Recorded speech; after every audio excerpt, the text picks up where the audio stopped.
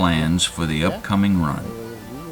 Dr. Barry Onselay, a member of this group, explains the meaning behind the tradition. This Mardi Gras, the Grand Mardi Run, is one of many that you still find in South Louisiana, in little towns and rural settings, and they are all the descendants of the notion of Mardi Gras that came across the Atlantic from Europe, in our case from France. When the settlers first came here, they came here with a sense of Mardi Gras just as they came here with a sense of Christmas or Easter or anything else in the liturgical calendar. They would have noticed on the calendar, you know, what day it was, so they would have celebrated Good Friday or Easter or Christmas or New Year's Day, and Mardi Gras was one of those things on the calendar. I've observed Mardi Gras in about 30 different versions in South Louisiana, the rural Mardi Gras, not the urban carnival. And they all have essential differences, but at the same time, as you look at them, you recognize them all as Mardi Gras. So they all have a very firm sense of identity as well, and that identity is what comes from France. The differences is what evolved here. And I think what's recognizably Mardi Gras about them is that they're all begging processions. They're gathered together to move through your community, defining it as you go through it, and asking for something and giving a performance in exchange for the gift. And not only is there solidarity in the group, but you create solidarity by the people you visit too, because we invite them all to the dance, right? Anybody who gives us something, we're all invited to the dance. And of course, the playfulness, the inversion, the turning reality inside out and upside down, just for a moment, so that it generates a sense of festivities. For this Jennings group of gentlemen, this is more than just another holiday.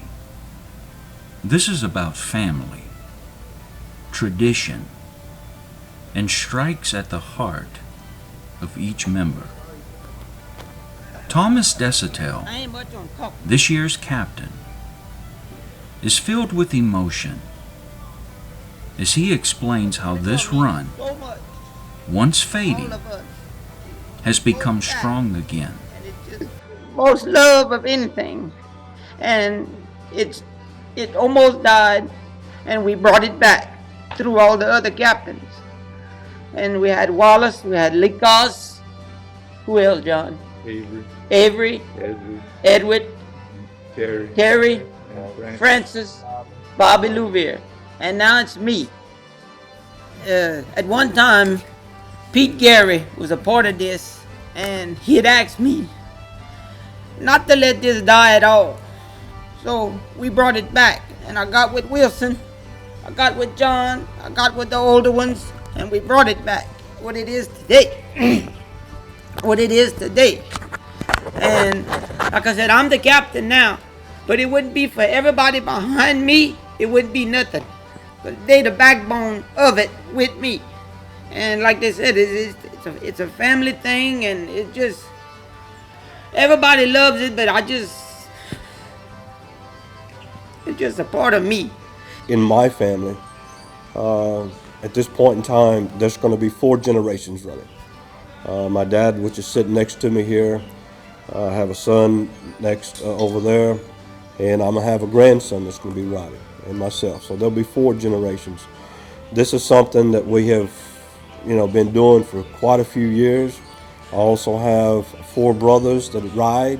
One of them's here. I have nephews that ride, and there's so much that's instilled from him and from tradition and what it really means to us as the Cajun culture has been, we live. It's not something that just comes today. This is something that we live every day. It's a lot of work, but it's a lot of fun. And whenever we're there together, it's a family. Not only immediate family, but his family that live across the street, their sons and their grandsons. It's a family that gets together and have a great time. Mardi Gras, Théo, viens-tu, tout en l'entour de fond du verre. Au Mardi Gras, Théo, viens-tu, tout en l'entour de fond du verre.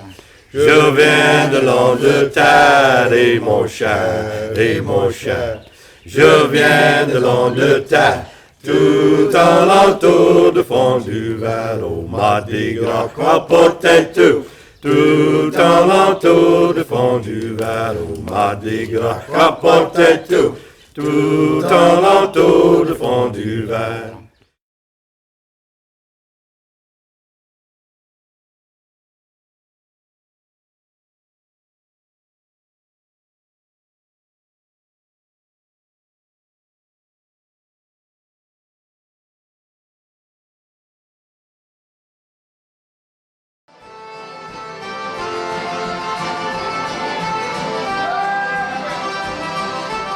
When I was growing up in the music, I'd be 66 years old, so I was born in 45. By the time I actually started hearing the music, I've probably been about 6, 7 years old.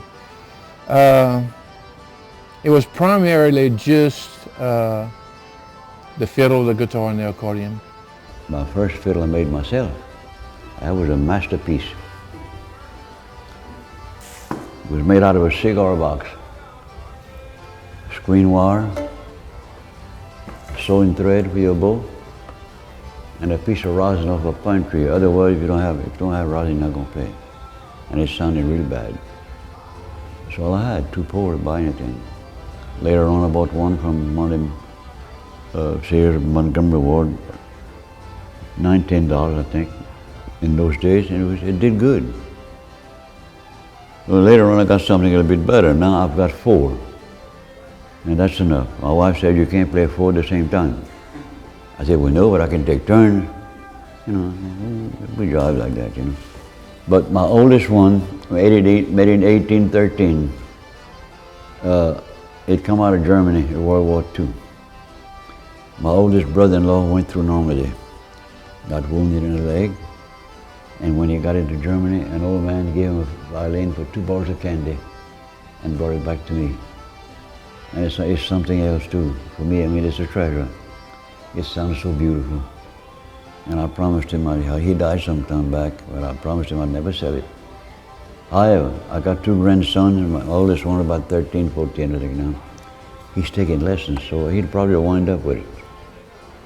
But I ain't gonna sell it, but you can have it. And some of the songs I heard back day, in the day were actually some of the songs that's played today. A lot of things have changed in the music. You know, we have everything is done electronically now. You know, they have electronic bass, electronic fiddle, electronic guitars, electronic steel guitars. Back in the day, everything was more or less acoustic. Old, authentic Cajun songs, you don't hear a whole lot of them sometimes, because your Cajun music has, like any other music, has changed a little bit. Your country music has changed. Your Cajun music in my day was...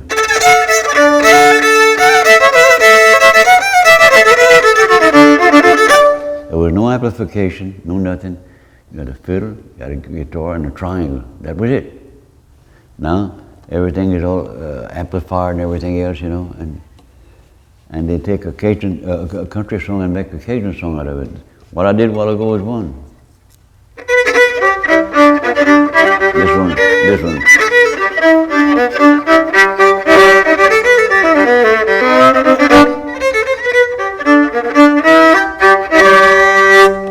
And that's called travailler c'est trop dur, or in English it means working too hard. But I remember, even as a boy, the north side of Lafayette, they had a club named, the name of the club was called Webb's Neighborhood Lounge. And I had a little bicycle. I must have been, I don't know, 8, 9, 10 years old. And every Sunday afternoon they would have a Cajun band there. Now this was a big deal. It's the old kind of Cajun dance hall that had all the bottle caps would use as shell and gravel on the road. to fill the potholes. And I remember they had a bouncer that would park the cars. And I'd get run off every Sunday from Webb's Neighborhood Lounge. I say every Sunday. It was probably the first 2 times I was there. From what I remember about the place, it had a little window. And he was parked the car, and I would always remember where he was. And I would go around the building to the windows or to the side door so I could hear the music. I'm thinking back in that day, I can't remember for sure, but I'm thinking guys, you know, like Lawrence Walker, Aldous Roger, and Nathan Afshar, and all those guys were playing there. I just didn't recognize, I just didn't know who they were, but I knew it was the music that I had loved or was loving at the time. And so when the bouncer would catch me, he didn't know how to speak English. He says, arrest ici, get out of here, get out of here. And so one Sunday he caught me and he says, and he couldn't speak French, he says, how come you come here all the time like that, you know, in the real Cajun accent? And then I realized, or he didn't realize I spoke French. And when I told him because that's why he was asking me in English, he says, why you come here and have the trouble with you every Sunday? And I told him in French, parce que j'aime la musique. It's because I love the music. Then he tells me, he says, mais tu peux venir tous les samedis si tu veux, ben, you can come every Sunday if you want now. He said, I just thought you wanted to, I guess in so many words, just being kind of mischievous, and that was the only reason I was there. And so I got to, as long as Webb's Neighborhood Lounge was there, I got to hear the music.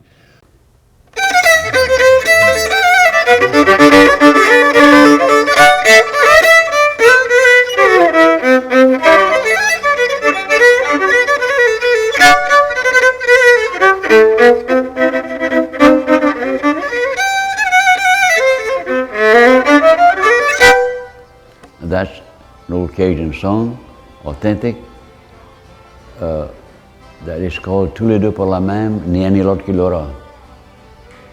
That means 2 boys in love with the same girl, and neither one gets her. That taught him a lesson. You don't do that. Yeah. You know, Dewey Balfour was my friend and mentor. When I finally got to meet him at the Main Street Lounge, just anyone looking at the film, you can say, well, this kid must have spent his whole life in bars, but it's not the whole truth. That's where I first started actually playing out to where other people would listen to me, as the Main Street Lounge in Basile. When I went there the first time, I thought I had died, and went to Cajun musicians heaven. There was Nathan Afshar there. There was young Steve Riley. There was Dewey Balfour. There was all the people who I thought were gods to the music was actually at a jam session, and then I started going there every Thursday after that. He used to always tell me that the music, il dit, Ray, la musique, c'est la corde qui tient la culture ensemble. The music is the glue that holds the culture together. And he said, without the music, there's no way that we could hold the culture together. So he would always tell me that it was the music was the glue. And this kid's 12 years old. He plays like he's 80 years old. He plays like he's been playing for 70 years. And me being an old musician say, how great is this? You know, this is one of the greatest things I've ever seen. And one of the guys that always come to the jam, he says, avec les enfants comme ça, peut jouer la musique, notre culture va jamais mourir. It's when we see kids that young playing traditional Cajun music, our culture will never die. And of course, he said it with tears in his eyes because he loved the culture so much.